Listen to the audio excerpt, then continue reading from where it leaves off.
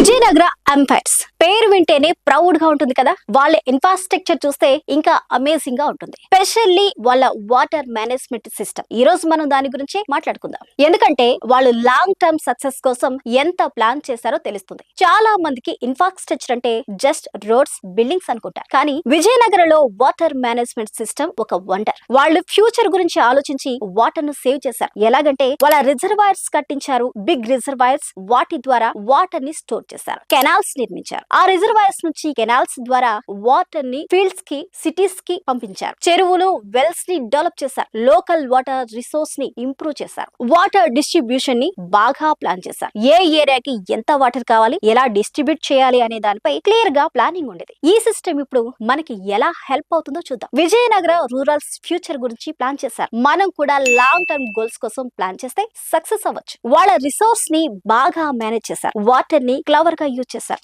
మనం కూడా మన రిసోర్స్ ని క్లవర్ గా మేనేజ్ చేస్తే వేస్ట్ అవ్వకుండా కాపాడుకోవచ్చు. విజయనగరం వాటర్ సిస్టమ్ సస్టైనబుల్ గా ఉంటుంది. అంటే ఫ్యూచర్ జనరేషన్స్ కి కూడా యూస్ అవుతుంది. మనం కూడా మన ప్రాజెక్ట్ ని సస్టైనబుల్ గా ప్లాన్ చేస్తే ఫ్యూచర్ జనరేషన్స్ కి హెల్ప్ అవుతుంది. విజయనగరం వాటర్ మేనేజ్మెంట్ సిస్టమ్ మనకు ఒక ఇంపార్టెంట్ లెసన్ చెప్తుంది.